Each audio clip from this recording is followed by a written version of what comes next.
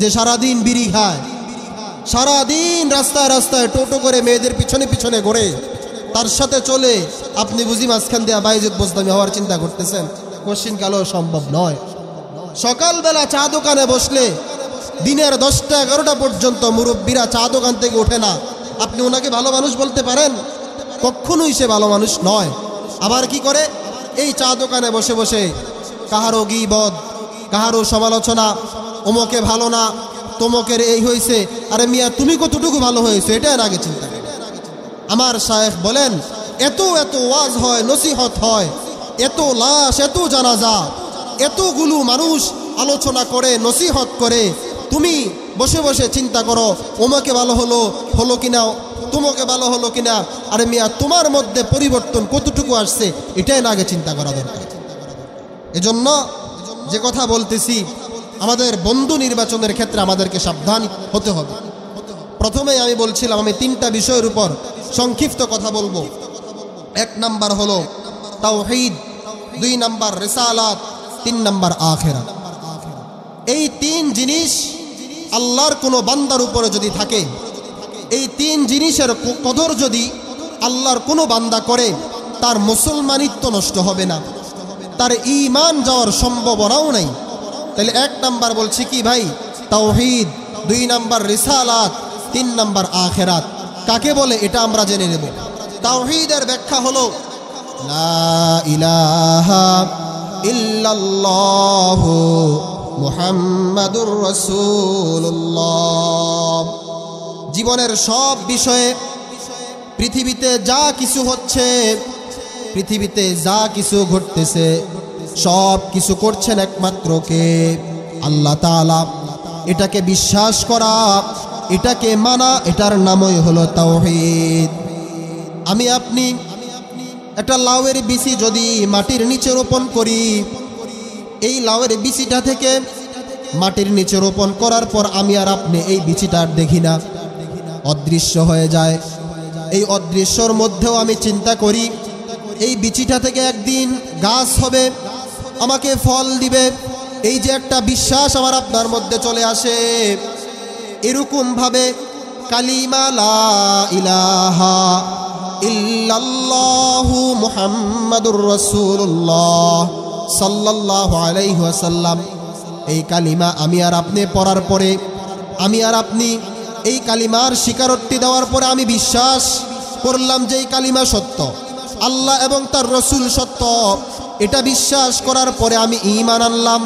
এই ঈমানটা, এই তাওহীদটা, তাওহীদের সাক্ষী দেওয়াটা আমার ভিতরে যখন প্রবেশ করে ফেলেছে, আমি আর আমার এই ঈমানটাকে দেখি না, আমি আর আমার এই ঈমানকে দেখি না। বলে ঈমানকে দেখি না মানে কি? বলে ওই যে গাছ উঠার জন্য যেই বীজ বপন করেছেন আপনি, ওটা যেমন অদৃশ্য আর দেখা যায় না, ঠিক এরকমভাবে কালিমা পড়ার পরে আপনার ঈমান চলে এসেছে। এখন আপনি ইসলামের পরিপূর্ণ হুকুম আহকামগুলো মেনে ইসলামের উপরে চলে আপনি এই ঈমানের প্রকাশ করতে হবে।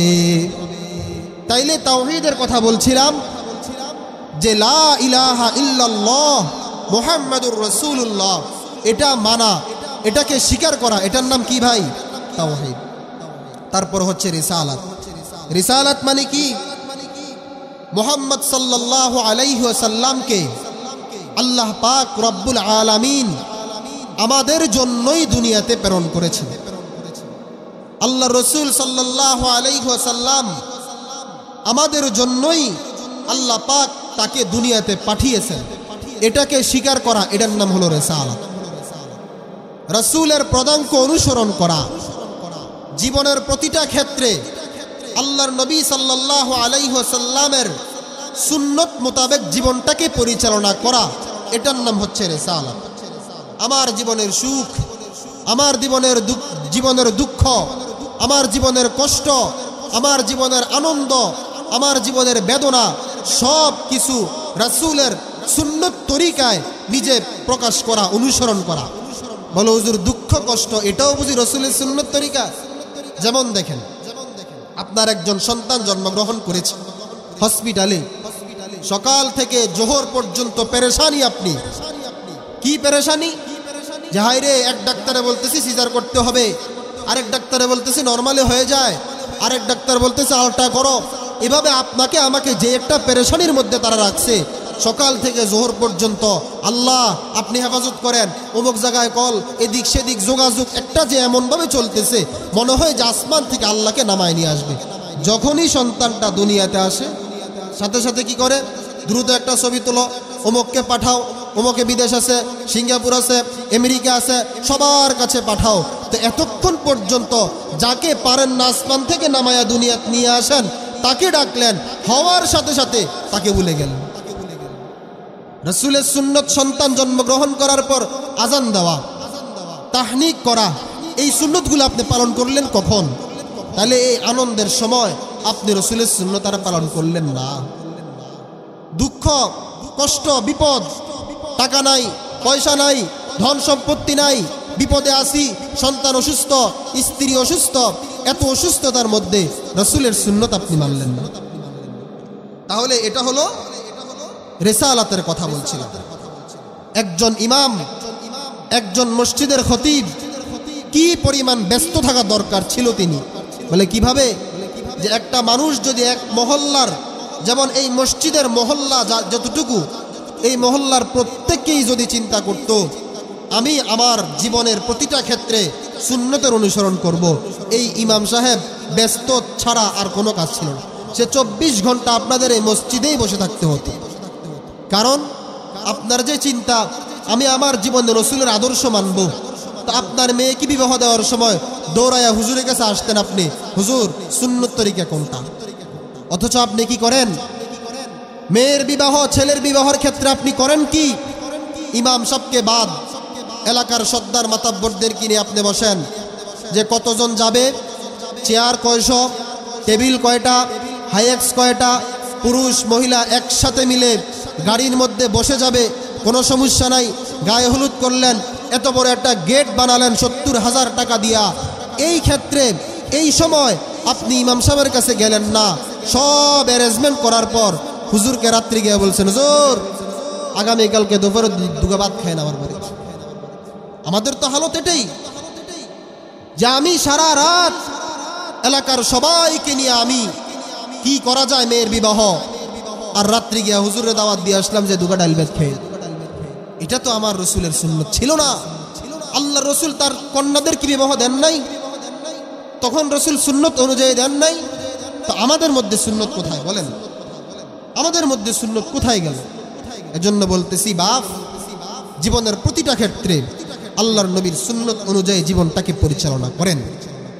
3 নাম্বার আখিরাত। এই আখিরাতের ভয় আমার আপনার ভিতরে যদি থাকে, আমি আপনি গুনাহ করতে পারি না, আমি আপনি গুনাহ করতে পারি না। এই মুহূর্তে নামাজের সময় আমার দোস্ত আমারে বলল, চল অমুক জায়গায় খেলা, নামাজ পড়তে গেলে দেরি হয়ে যাবে। আমার মধ্যে যদি আখিরাতের ভয় থাকতো, আমি বলতাম বন্ধু না রে, আল্লাহ তাআলার ভয়, আখিরাতের ভয়। আমার নবীর আখিরাতের ভয় কি পরিমাণ ছিল।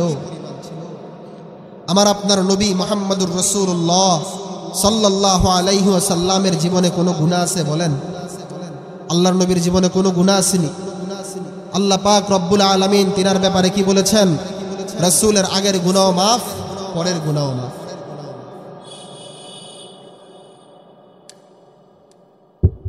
ওই নবীও মৃত্যুর আগ মুহূর্তে চিন্তা করে, হায়রে কবরে কিভাবে যাব।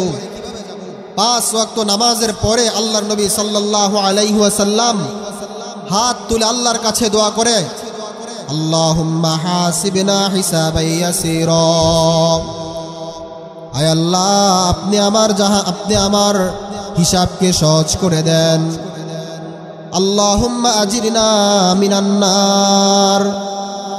আয় আল্লাহ, আপনি আমাকে জাহান্নামের আগুন থেকে বাঁচান। ওই নবী মুহাম্মদুর রাসূলুল্লাহ সাল্লাল্লাহু আলাইহি ওয়াসাল্লাম খুব অসুস্থ, শরীরের মধ্যে প্রচণ্ড জ্বর। আল্লাহর নবীর সাহাবী হযরত ফজল ইবনে আব্বাস রাদিয়াল্লাহু তাআলা আনহুকে ডাক দিয়া বললেন, চাচাতো ভাই ফজল, আমার একটু ধরো, আমার একটু তোমার কাঁধের উপরে ভর করে দাঁড় করাও। বলতেছে, ভাই আপনি তো অসুস্থ, শরীরের মধ্যে আপনার প্রচণ্ড জ্বর, এই জ্বর নিয়ে আপনি কোথায় যাবেন? আল্লাহর নবী সাল্লাল্লাহু আলাইহি ওয়াসাল্লাম বলতেছে, ফজল আমাকে মানুষের মাঝে তুমি নিয়ে যাও, মানুষ সবাইকে ডাকো, জড়ো করো, একসাথ করো। কথা অনুযায়ী আল্লাহ রসুল সাল্লাল্লাহু আলাইহি ওয়াসাল্লামকে যখন মানুষের মাঝে নিয়ে যাওয়া হলো, হাবিবে কিবরিয়া মুহাম্মদুর রাসূলুল্লাহ সাল্লাল্লাহু আলাইহি ওয়াসাল্লাম সবাইকে বলতেছেন, এই সাহাবীরা তোমরা সকলে শুনো, আমার শরীরের মধ্যে প্রচণ্ড জ্বর, হয়তো আমি আর বেশিক্ষণ বাঁচব না, হয়তো আমি দুনিয়ার থেকে বিদায় নিয়ে চলে যাব। তোমাদের কাছে আমার কয়েকটা কথা, এই কথাগুলো তোমরা মনোযোগ দিয়া শোনো। এক নাম্বার কথা হলো, সাহাবীরা রে, জীবনে এমন কোনো দিন গেছে কিনা যেই দিন আমি আমার জবান দ্বারা তোমাদের কাউকে কষ্ট দিয়েছি? ও সাহাবীরা, তোমাদের মধ্যে এমন কেউ কি আছো আমার কাছে কয়েকটা দিরহাম পাও, অথবা আমার কাছে কোনো পাওনা দেনা আছো কিনা বলো। ও সাহাবীরা, আমি তোমাদেরকে কখনো অন্যায়ভাবে কোনো আঘাত করেছি কিনা বলো। যদি আমার সাথে তোমাদের কোনো হক বাকি থেকে থাকে, আজকের এই দিনে এটা পরিশোধ করে নাও। আল্লাহর নবী সাল্লাল্লাহু আলাইহি ওয়াসাল্লাম বারবার যখন এভাবে বলতেছে, একজন সাহাবী দাঁড়ায় বলতেছে, ইয়া রাসূলুল্লাহ, ইয়া হাবিবাল্লাহ, আমি আপনার কাছে 3 দিরহাম পাই। নবী করিম সাল্লাল্লাহু আলাইহি ওয়াসাল্লাম বলেন, সাহাবী একটু কি আমাকে বলবা তুমি কিভাবে পাও? বলতেছে, ইয়া রাসূলুল্লাহ, ইয়া হাবিবাল্লাহ, আপনার কাছে একজন ভিক্ষুক আসছিল, আপনার কাছে দেওয়ার মতো কোনো টাকা পয়সা ছিল না, আমার থেকে আপনি 3টা দিরহাম ধার নিয়ে তাকে দিয়েছিলেন। আল্লাহর নবী সাল্লাল্লাহু আলাইহি ওয়াসাল্লাম ফজলকে বলতেছে, ফজল 3 দিরহাম তাকে দিয়ে দাও, পরিশোধ হয়ে গেল। এরপর আল্লাহর নবী সাল্লাল্লাহু আলাইহি ওয়াসাল্লাম আবার বলতেছেন, এই সাহাবীরা, আর কাহারও কোনো দাবি আমার কাছে আছে কিনা বলো। আমি যদি দুনিয়ার থেকে বিদায় নিয়ে চলে যাই, হাসরের ময়দানে আল্লাহর সামনে তোমার হক নিয়ে যদি আমি দাঁড়াই, তাহলে আমি জান্নাতে যেতে পারবো না, জাহান্নামের আগুন আমাকে স্পর্শ করে ফেলবে। একজন সাহাবী দাঁড়ায় বলতেছে, ইয়া রাসূলুল্লাহ, ইয়া হাবিবাল্লাহ, আপনি আমাকে একবার তরবারি দিয়ে আঘাত করছিলেন, আজকে আমি আপনাকে আঘাত করতে চাই। আল্লাহর নবী সাল্লাল্লাহু আলাইহি ওয়াসাল্লাম ফজলকে বলতেছে, ফজল যাও, আমার ফাতেমার ঘর থেকে তরবারিটা নিয়ে আসো। সাহাবী দৌড়ায়া তরবারির জন্য গেলেন। ফাতেমা রাদিয়াল্লাহু তাআলা আনহা বলতেছে, তরবারি কেন? কয় একজন মানুষ বদলা নিবে রাসূলের কাছ থেকে। ফাতেমা বলতেছে, হাসান হুসাইন দৌড়ায়া যা, তোর নানার গায়ে যেন কেউ আঘাত করতে না পারে। তোরা 2 জন তোর নানার গায়ে যখন কেউ আঘাত করবে, তোদের পিঠগুলো ফেটে দিবি, কেউ যেন আঘাত না করে। আল্লাহর নবী সাল্লাল্লাহু আলাইহি ওয়াসাল্লামের কাছে তরবারিটা আনার পরে রসুল সাহাবীকে তরবারি দিয়া বললেন, সাহাবী তরবারি নে, দ্রুত বদলা লয়ে লও। তবে সাহাবী রে, আমাকে কি একটু বলবা আমি কখন তোমাকে আঘাতটা করেছিলাম? আল্লাহর নবী সাল্লাল্লাহু আলাইহি ওয়াসাল্লামকে সাহাবী বলতেছে, ইয়া রাসূলুল্লাহ, ইয়া হাবিবাল্লাহ, আপনি যখন যুদ্ধের ময়দানে ছিলেন, ঘোড়ার মধ্যে আরোহণ অবস্থায় তরবারির খাপ থেকে তরবারি খোলার সময় তরবারিটা আমার গায়ের মধ্যে লাগছে, সুতরাং আল্লাহর নবী কাউকে আঘাত করে নাই। আল্লাহর নবী সাল্লাল্লাহু আলাইহি ওয়াসাল্লাম বলেন, সাহাবী তাড়াতাড়ি বদলা লয়ে লও, তাড়াতাড়ি বদলা লয়ে লও, কারণ হাসরের ময়দানের ভয় আমার মধ্যে খুব বেশি কাজ করতেছে। সাহাবী তরবারিটা হাতের মধ্যে নিয়ে দাঁড়িয়ে আল্লাহর নবী সাল্লাল্লাহু আলাইহি ওয়াসাল্লামকে বলতেছে, ওগো আল্লাহর নবী, আমার শরীরের মধ্যে যখন আঘাত লাগছিল, আমার শরীরের মধ্যে একটা জামাও ছিল না, আমার শরীরটা খালি গায়ে ছিল। আল্লাহর নবী রাসূল করিম সাল্লাল্লাহু আলাইহি ওয়াসাল্লাম নিজের শরীর থেকে জামা মোবারক খুলে ফেললেন। হযরত আলী দাঁড়ায় বলতেছে, কিরে সাহাবী, তুই কি পাগল হলি? যে আল্লাহর নবীর গায়ে একটা মশা মাছি বসা হারাম ছিল, যে আল্লাহর নবী জমিনের মধ্যে যদি ইস্তেনজা করতেন জমিন ফাঁক হয়ে যাইত, যে আল্লাহর নবী রৌদ্রে দিয়া হাঁটে, মেঘের খণ্ড তাকে সামা দেয়, ওই আল্লাহর নবীর গায়ে তুই কিভাবে আঘাত করবি রে? সাহাবী, আমাদের গায়ে আঘাত কর। হযরত আবু বকর বলতেছে, না, আল্লাহর রাসূলের গায়ে আঘাত করিস না, যত আঘাত সম্ভব হয় আমার গায়ে কর। সাহাবী তরবারি হাতের মধ্যে নিছে, আল্লাহর নবী জামাটা খুলে ফেলছে, সাহাবীও তার নিজের শরীরের জামা খুলে ফেলছে। আল্লাহর নবী সাল্লাল্লাহু আলাইহি ওয়াসাল্লাম খালি গায়ে, সাহাবীও খালি গায়ে। সাহাবীর চোখ থেকেও জর্জর করে পানি পড়তেছে।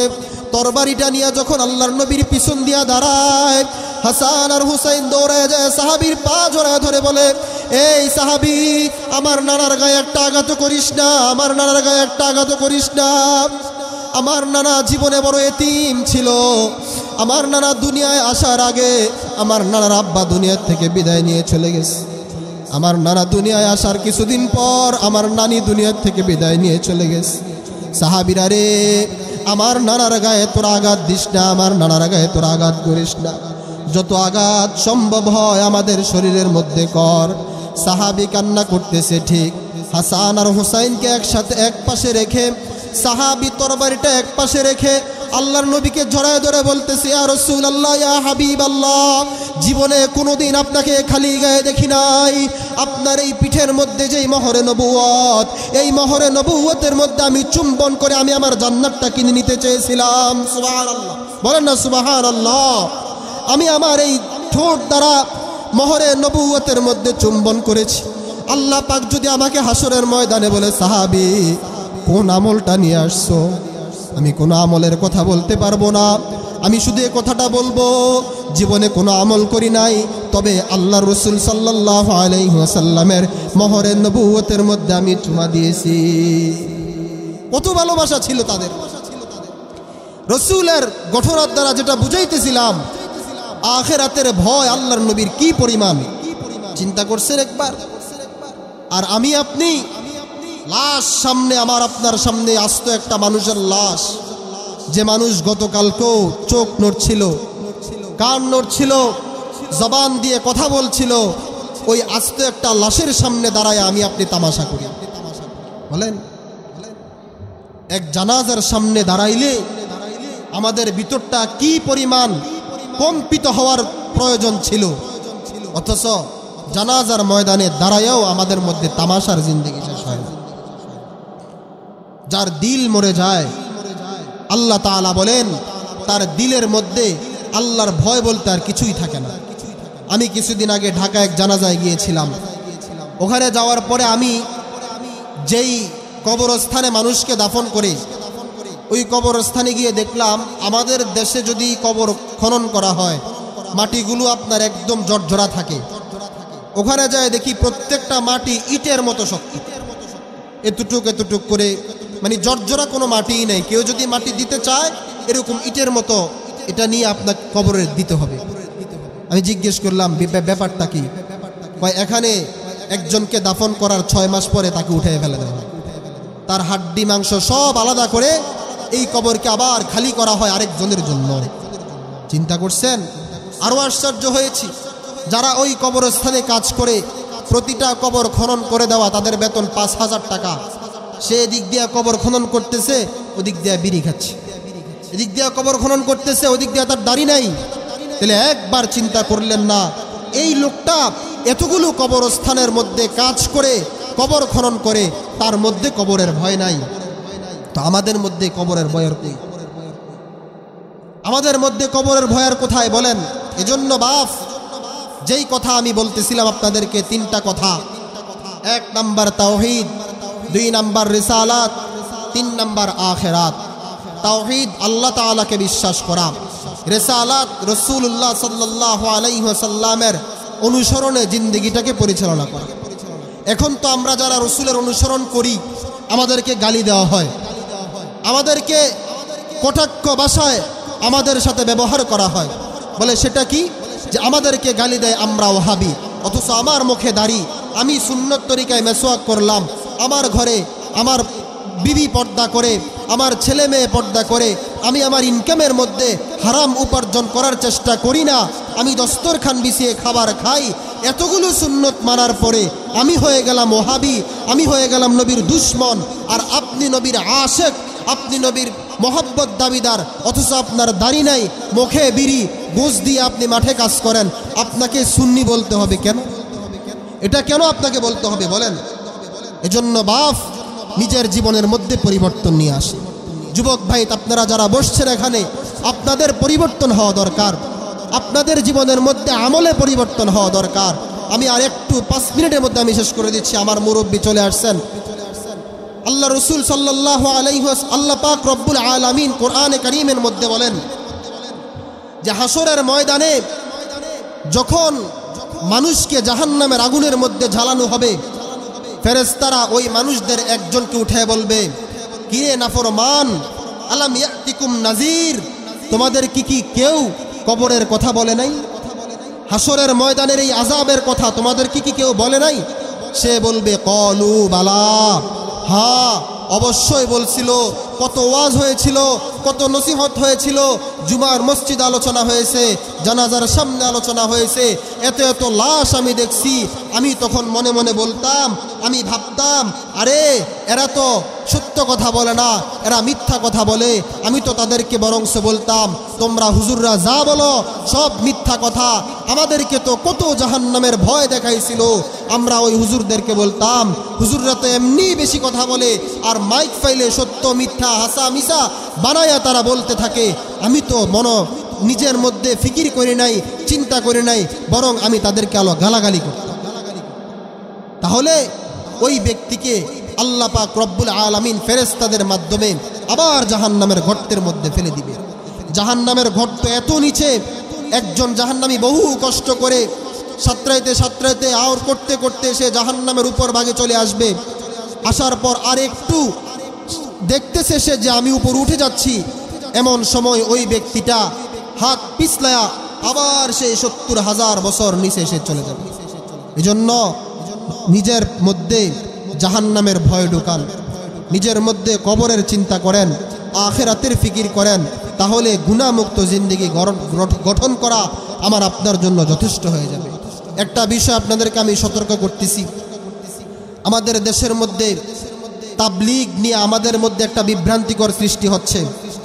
যে আমরা দেখতেছি গত কিছুদিন আগে টঙ্গীর ইজতেমার ময়দানে ওলামায়ে কেরামের ছাত্ররা কাজ করতে গিয়েছিল, ওখানে নির্মমভাবে তাদেরকে পিটিয়ে হত্যা করা হয়েছে। আমি আপনাদেরকে বিষয়টা বোঝাচ্ছি, স্বাভাবিকভাবে আপনাদেরকে বলি, একজন মানুষ যদি টাচ মোবাইল পকেটে নিয়ে নামাজ পড়ে তার নামাজ হবে না, এমন কোনো হাদিস আজকে পর্যন্ত পাইছেন আপনারা? বলেন, একজন মানুষের পকেটে যদি টাচ মোবাইল থাকে, সে যদি নামাজ পড়ে বা নামাজ পড়ায় তার নামাজ অশুদ্ধ হবে, এমন কোনো মাসআলা শুনেছেন? তাহলে নতুন করে যদি কেউ এমন মাসআলা দেয়, সে কি ভণ্ড না ভালো? বলেন, ভণ্ড, প্রতারক। আরেকটা কথা, আপনাদের মসজিদে যে ইমামতি করে, আমি যেখানে ইমামতি করি, ইমামতি করে আমি মাদ্রাসায় তলেবুল আলেমদেরকে দিন শিক্ষা দিয়ে যেই বেতন নেই, এই বেতন নেওয়ার থেকেও আমি ব্যবসার সাথে রাত কাটিয়ে যদি টাকা উপার্জন করি, এই বেতনের থেকে নাকি ওইটা আরও ভালো। তাইলে চিন্তা করেন, এমন এমন মারাত্মক কথা এই তাবলীগের যেই মূল মুরব্বী ছিলেন, যাকে আমরা এই বাংলাদেশের মধ্যেও আমরা তার আলোচনা শুনেছি, আমরা তার মুনাজাতে ক্রন্দন করেছি, এই লোকটা যদি হঠাৎ করে এই সমস্ত কথা বলে, তাইলে সে কি ভণ্ড হয়ে গেল না ভালো রইল? ভণ্ড হয়ে গেল না? আমি এখন বলতেছি, আলোচনা করতেছি, হঠাৎ করে আমি আলোচনার মধ্যে বললাম, আপনারা যারা আজকে এশার নামাজ এখানে পড়বেন, আপনাদের জন্য জান্নাত কনফার্ম। ফজরের নামাজ পড়তে হবে না, জোহরের নামাজ পড়তে হবে না। এটা যদি বলি, আপনারা আমাকে পাগল ছাড়া আর কিছু বলবেন যে কি কয়ে বেটা, যে এশার নামাজ পড়লে জান্নাত কনফার্ম। ঠিক এরকম ভাবেই তাবলীগের মধ্যে এক দল এমন বের হয়ে গেছে, যারা ইসলামটাকে দুই ভাগ করে মানুষদেরকে পথভ্রষ্ট করার জন্য সমাজের মধ্যে, ইসলামের মধ্যে বিভিন্ন বিষয়ের ফতোয়া জারি করে দিয়েছে। তারা বলতেছে টাচ মোবাইল নিয়ে মসজিদে নামাজ পড়লে এ নামাজ শুদ্ধ হবে না। তারা বলতেছে মাদ্রাসায় দ্বীনি খেদমত করে টাকা নেওয়ার চাইতে বেশ্যা নারীর সাথে রাত কাটিয়ে টাকা ইনকাম করা আরও উত্তম। এই সমস্ত কথা যারা বলবে, তাদের সাথে আমরা তাবলীগ, এত বড় একটা কাজ, দ্বীনের এত বড় এক মেহনত, পরিশ্রম, আমরা তাদের সাথে করতে রাজি না। এমন লোক যদি আমার আপনার এলাকায় থাকে, তাকে আমরা এলাকা থেকে বের করে দিব, না হয় তার জন্য হেদায়েতের দোয়া করব। সর্বশেষ একটা সংবাদ দিচ্ছি, খুশির সংবাদ। এই কাণ্ডগুলো বিগত কয়েকদিন আগে যে করেছিল, তার নাম মুআজ বিন নূর, না জানি মাআজ বিন নূর। এই বেয়াদবটাকে আজকে গ্রেফতার করা হয়েছে। আমরা সরকারের কাছে সর্বোচ্চ আবেদন করব, তাকে এমন শাস্তি যেন দেওয়া হয়, যেমন শাস্তি দিলে সামনের দিনে কেউ আর অপরাধ করতে না পারে, কেউ আর এই ইসলামের মধ্যে বিশৃঙ্খলা সৃষ্টি করতে না পারে। আল্লাহ তাআলা বলেন, আমি যখন ধরার মতো ধরি, যেমনটা ধরেছিল শেখ হাসিনাকে। ঠিকই না বলেন? এই শেখ হাসিনার সরকার মুসলমানদের উপর 16 বছর যে নির্যাতন করেছে, পৃথিবীর ইতিহাসে এমন নির্যাতন আর কেউ করে নাই। আরেকটা বেয়াদব ছিল সিরিয়ার মধ্যে, এই বাশার আল আসাদ। তার বংশ 54 বছর, তার বাপ করেছিল মুসলমানদের উপর 30 বছর দুঃশাসন, সে করেছিল 24 বছর। এই 54 বছর মুসলমানদেরকে অন্যায়ভাবে হত্যা করেছে। এই তাকেও আল্লাহ তাআলা যখন ধরেছে, আল্লাহ বলে, আমি যখন ধরি পালায়া যাওয়ার পথ আর পাবা না, মাটিও পাবা না, আকাশ পথ উড়াল দিয়ে তোমাকে যেতে হবে। আল্লাহ পাক রব্বুল আলামিন আমাদের সবাইকে কথাগুলো বুঝার এবং মানার, আমল করার তৌফিক দান করেন। সকলে বলেন আমিন।